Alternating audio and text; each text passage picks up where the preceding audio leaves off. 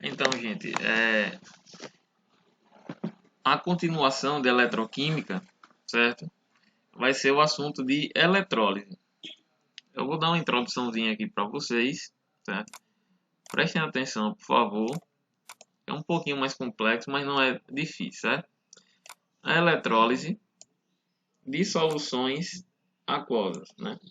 As reações não espontâneas necessitam de uma corrente externa para fazer com que a reação ocorra. Então, a primeira diferença das pilhas é porque as pilhas são reações o que, gente? Espontâneas, certo? Aqui não. As reações de eletrólise são não espontâneas. Nas células voltaicas e eletrolíticas, né, a redução ocorre no cátodo e a oxidação ocorre no ânodo. No entanto, em células eletrolíticas, os elétrons são forçados a fluir do ânodo, né, para o cátodo. Tudo bem? Aí, o que acontece? Quando a gente passa para a eletrólise, vai mudar aqui um pouquinho.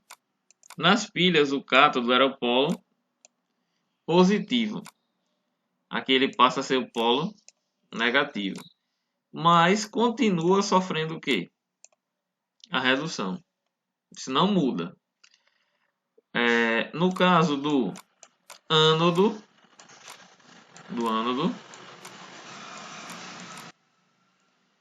que nas pilhas era o polo negativo, ele passa a ser o polo positivo, certo?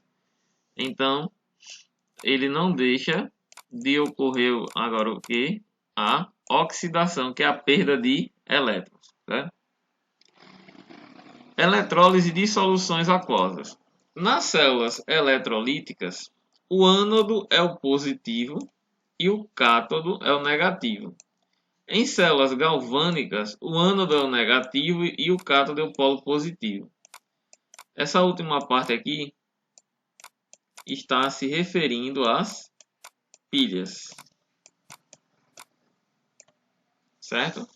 Mas lembrando que na eletrólise o cátodo continua sofrendo redução e passa a ser o polo negativo.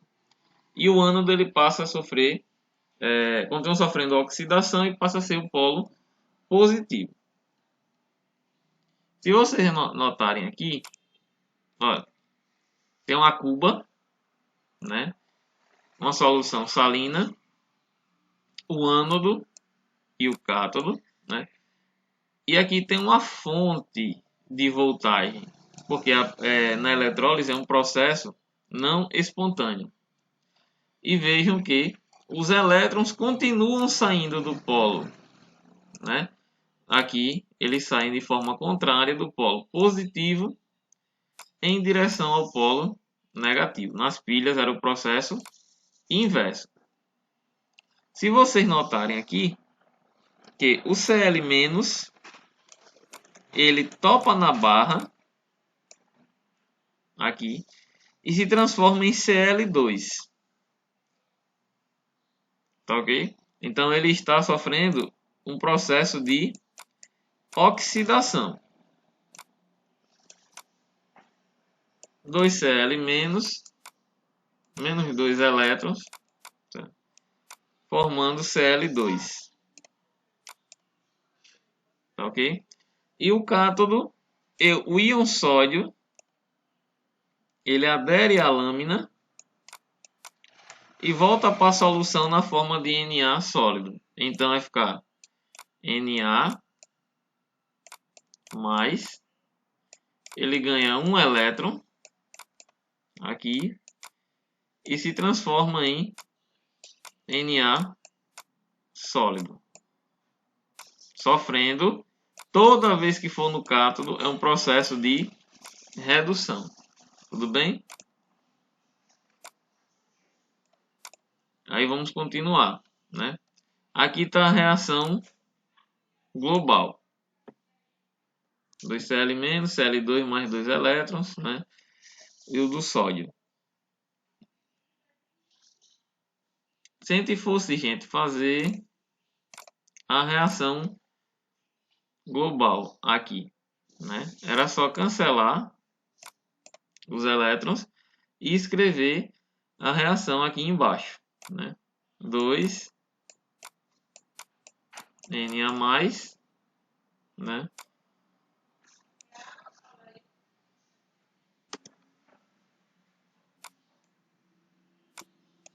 É 2 Na. Quando a gente cortasse os elétrons, era só escrever isso aqui de cima para baixo, né?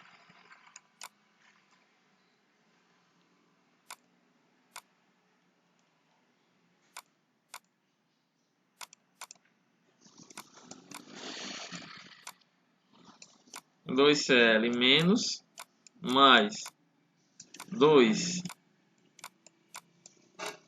Na mais, formando Cl2 no estado gasoso mais 2 Na, que é a equação global.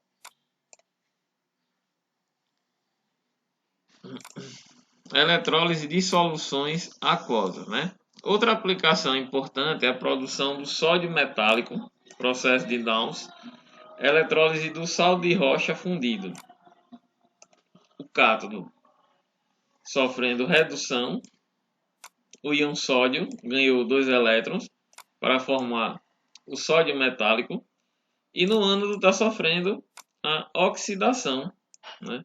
Formando o gás cloro e liberando 2 elétrons. Industrialmente, a eletrólise é usada para produzir metais como o alumínio. Mas aqui, eletrólise com eletrodos ativos, né? Eletrodos ativos, eletrodos que fazem parte da eletrólise. Por exemplo, a galvanização eletrolítica. Dá um banho em um metal. Eletrodeposição. É a deposição eletrolítica de um filme fino de metal sobre um objeto. O objeto a ser recoberto metal ou plástico coberto por grafite constitui o cátodo. E o eletrólito é uma solução aquosa do sal da qual é retirado o metal a ser depositado. O metal é depositado no cátodo pela redução dos íons na solução de eletrólise. Esses cátions são fornecidos pelo sal adicionado ou pela oxidação do ânodo, que é feito no metal de deposição. Aqui nós estamos vendo um processo de niquelação. Olha, sulfato de níquel, o ânodo de níquel e o cátodo de aço, né? A lâmina de níquel. Pela presença da voltagem de uma fonte aqui, o níquel ele está saindo da barra e está indo para a solução. Quando esse níquel chegar aqui, que é o cátodo ele é de aço, né? Aí ele vai recobrir, ele vai sofrer o quê? Um processo de redução. Níquel mais 2 mais 2 elétrons, formando níquel sólido. Níquel mais 2, níquel sólido, certo? Aí ele vai recobrir o cátodo de aço. A eletrólise com eletrodos ativos. Considere um eletrodo de níquel ativo e um outro eletrodo metálico colocado em uma solução aquosa de sulfato de níquel. No ânodo, que sempre ocorre a oxidação, o níquel ele sai de NOx 0, ele vai para NOx mais 2, liberando 2 elétrons. E o cátodo, ele sai do níquel mais 2, ganha 2 elétrons e se transforma em níquel sólido. O níquel se deposita no eletrodo inerte. Aqui vai ser a chapa de aço. A galvanoplastia é importante para a proteção de objetos contra a corrosão. Tudo bem? Aspectos quantitativos da eletrólise. Queremos saber se a quantidade de material, que obtemos com a eletrólise. Considere a redução do cobre mais 2 a cobre sólido. Cobre mais 2 elétrons, cobre sólido. 2 mols de elétron de cobre depositarão 1 mol de cobre. Certo? Por quê? Aqui, cobre mais 2 mais 2 elétrons, cobre sólido. Os 2 mols que ele está falando em relação a isso aqui, 2 mols vai formar 1 mol. A carga de 1 mol de elétrons, aqui é 96.500, que é a mesma coisa que 1 Faraday. Uma vez que Q, a quantidade de carga é igual a I vezes o tempo, quantidade de cobre pode ser calculada pela corrente, que é dada em amperes, vezes o tempo, que geralmente é colocado em segundos. Certo? Aí aqui, a eletrólise é corrente em amperes, quantidade de carga, e Coulomb, quantidade de matéria de elétrons Faraday, a quantidade de matéria da substância oxidada ou reduzida e a gramas da substância.